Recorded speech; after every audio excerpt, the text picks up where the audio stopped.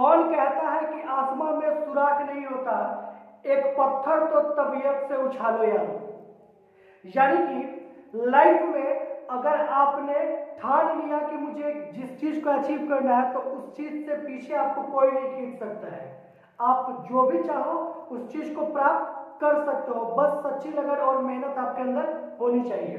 इसी के साथ एक बार फिर से आपका स्वागत करते हैं आपके अपने फेवरेट यूट्यूब चैनल chemistry.com पे। मैं आपका इंजीनियर ए के आनंद। बच्चों, आज के इस वीडियो लेक्चर में जैसे कि आपको पता है कि बस अब कुछ ही दिन यानी उंगली पे गिन सकते हो 1 2 3 4 दिन बच गए हैं आपके फाइनल एग्जाम के लिए, क्लास 12 के एग्जाम के लिए।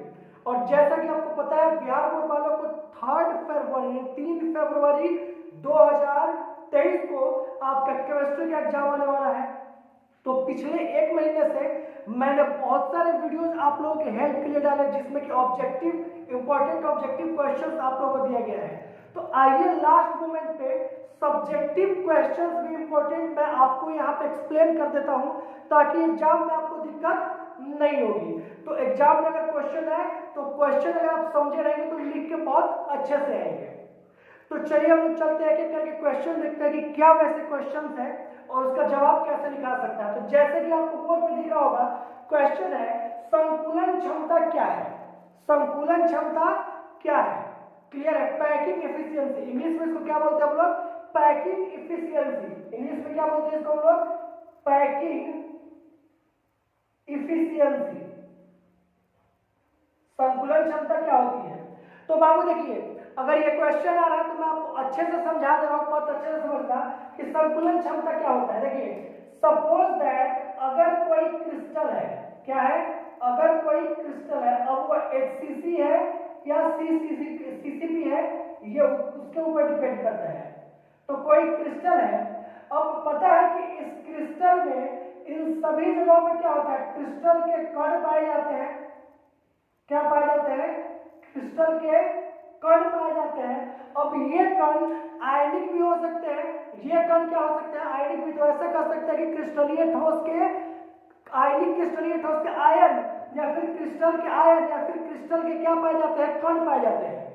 तो ये क्रिस्टल के जो कण है, इस क्रिस्टल के कितने प्रतिशत भाग को छेद के रखा है? जी हाँ बच्चों, कितने प्रतिशत भाग को इसने छेद के रखा है और वही क्या कहलाती है?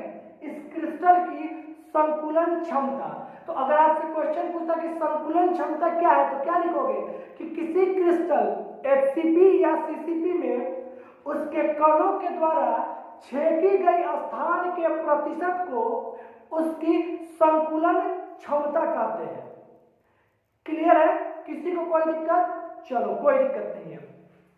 बढ़ते हैं नेक्स्ट क्वेश्चन की तरफ। नेक्स्ट क्वेश्चन है आपका आदर्श एवं अनादर्श विलयन क्या है? क्वेश्चन क्या है? ध्यान से समझिएगा। आदर्श एवं अनादर्श विलयन। आदर्श एवं अनादर्श विलयन के बारे में परिभाषा पूछता है। ये क्वेश्चन आपसे 2 मार्क्स में भी आएगा या 5 मार्क्स में भी इस क्वेश्चन को अथवा में करके पूछता है। एक साथ दो क्वेश्चन 2.5 और 2.5 मार्क्स के आपसे पूछे जाएंगे। तो आदर्श एवं अनादर्श विलयन क्या होता है? बहुत ही इंपॉर्टेंट क्वेश्चन है। आप अगर देखोगे तो 2012, 2016, 2018 और 2020 में ये क्वेश्चन रिपीट करके पूछा गया है। तो देखिए, आदर्श एवं अनादर्श विलयन क्या होता है? तो आप लोगों ने चैप्टर नंबर 2 में एक लॉ पढ़ा होगा, राउल्ट लॉ। क्या पढ़ा होगा? राउल्ट लॉ, यानी कि राउल्ट का नियम।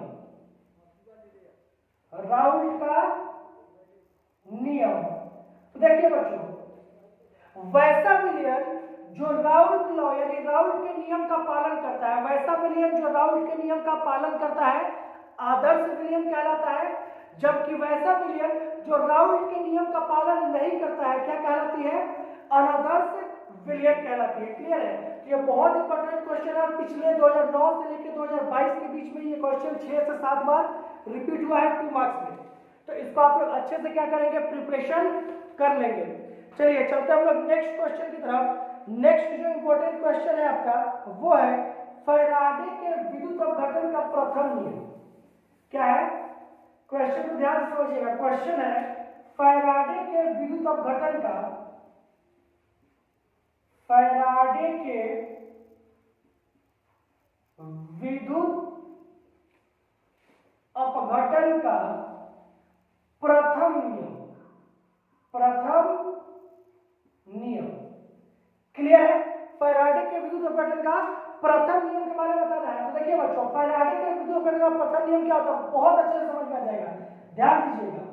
सपोज दैट हमने यहाँ पे कोई एक बर्तन लिया है, इसमें 2 इलेक्ट्रोड लगे हुए हैं। क्या है? 2 इलेक्ट्रोड लगे हुए हैं और इसमें एक विद्युत अपघटन भरा हुआ है। इसमें विद्युत अपघट्य भरा हुआ है, मान लो कि NaCl भरा हुआ है, कोई विद्युत अपघट्य भरा हुआ है, मान लेते हैं कि NaCl भरा हुआ है।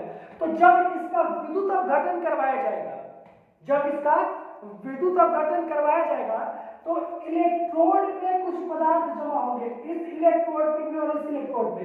तो किसी भी विद्युत अपघट्य का जब विद्युत अपघटन करवाया जाता है तो इलेक्ट्रोडों पे कुछ पदार्थ क्या होते हैं, जमा होते हैं, और ये जो पदार्थ इलेक्ट्रोड पे जमा होते हैं यह समानुपाती होते हैं किसके, तो इसमें प्रवाहित होने वाले विद्युत के, इसमें प्रवाहित होने वाले विद्युत धारा के।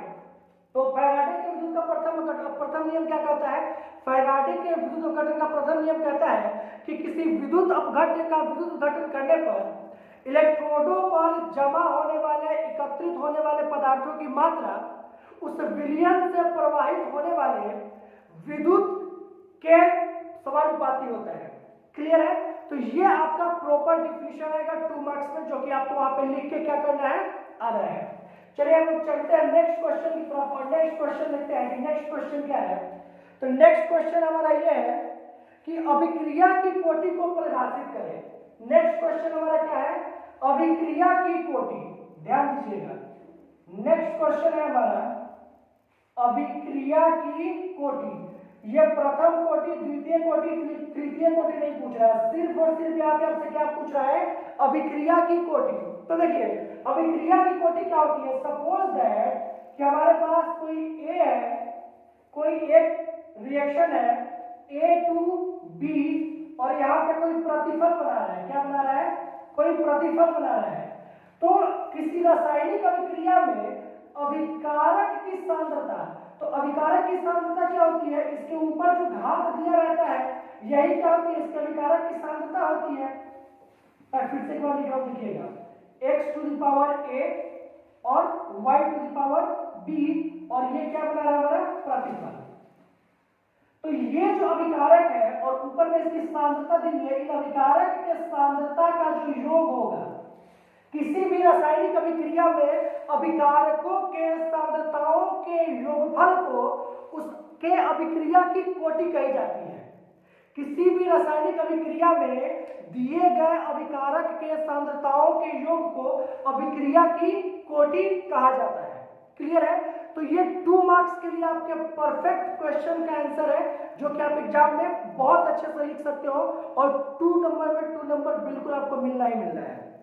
नेक्स्ट इंपॉर्टेंट क्वेश्चन है आपका, भौतिक एवं रासायनिक अधिशोषण में क्या अंतर है। भौतिक एवं रासायनिक अधिशोषण में क्या अंतर है, ध्यान से समझिएगा, ये बहुत इंपॉर्टेंट है। 2 मार्क्स और 5 मार्क्स दोनों में आपसे पूछा जाता है। भौतिक अधिशोषण, भौतिक अधिशोषण एवं रासायनिक अधिशोषण। रासायनिक अधिशोषण, तो देखिए भौतिक अधिशोषण और रासायनिक अधिशोषण में अंतर पूछता है, आपसे 2 मार्क्स में भी पूछेगा और 5 मार्क्स में पूछेगा।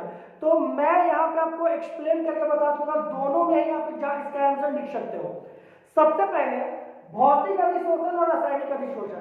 तो भौतिक अधिशोषण और रासायनिक अधिशोषण में क्या अंतर है, देखिए भौतिक अधिशोषण की अगर बात करेंगे तो भौतिक अधिशोषण में वंडर वाल बल काम करता है। कौन सा बल? वंडर वाल बल कार्य करता है। क्लियर है? भौतिक अधिशोषण में क्या कार्य करता है? भौतिक अधिशोषण में वंडरवाल बल कार्य करता है। लेकिन बात करेंगे रासायनिक अधिशोषण का, तो रासायनिक अधिशोषण में रासायनिक बल कार्य करता है। क्या कार्य करता है? रासायनिक बल्ब।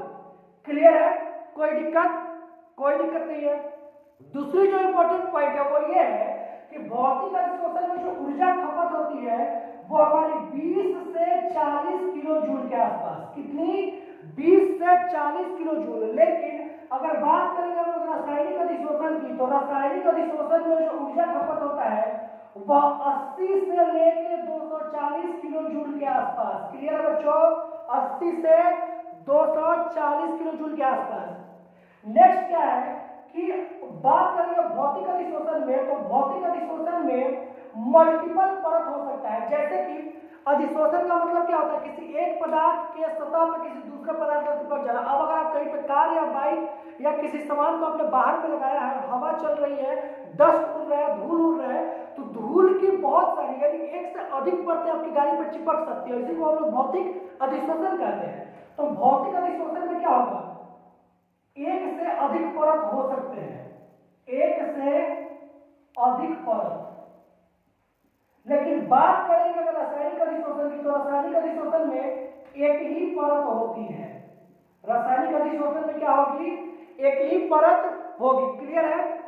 लास्ट पॉइंट, भौतिक अधिशोषण उत्क्रमणीय होता है। अब गाड़ी में अगर डस्ट भर गया है तो उसको साफ भी तो कर सकते हो, तो फिर से आप उसको इस अभिक्रिया को अपने पुनर्वस्था में ला दिया, तो इसलिए क्या है? उत्क्रमणीय है। लेकिन अगर रासायनिक अधिशोषण की बात करेंगे तो यह अनुत्क्रमणीय होती है। यानी कि एक बार अगर हो गया रिएक्शन, उसके बाद इसको पुनर्वस्था में लाना पॉसिबल ही नहीं है। तो ये क्या थे? ये इंपॉर्टेंट 4 पॉइंट्स थे, जिसको कि आप 2 नंबर में अगर लिखना है तो 2 पॉइंट और 5 मार्क्स में लिखना है तो टोटल 4 पॉइंट आप वहां पे लिख सकते हो। आपको नंबर पूरे के पूरे मिलेंगे। क्लियर है बच्चों? ये क्या थे? हमारे टॉप मोस्ट क्वेश्चन थे। ये क्या थे? हमारे टॉप मोस्ट क्वेश्चन थे जो कि आपके एग्जाम में क्वेश्चन पूछे जाते हैं। तो आप इन क्वेश्चन को अच्छे से प्रिपेयर करके जाइए, ताकि अगर एग्जाम में आपसे क्वेश्चन पूछे तो एक भी क्वेश्चन आपसे छूट ना पाए। तो इस वीडियो को आप देखिए। अगर वीडियो पसंद आता है तो लाइक और कमेंट जरूर कीजिए, साथ ही साथ अपने दोस्तों के साथ शेयर भी जरूर कीजिएगा। और अगर इस चैनल पे आप नए हैं तो चैनल को सब्सक्राइब जरूर करते जाइए। मिलते हैं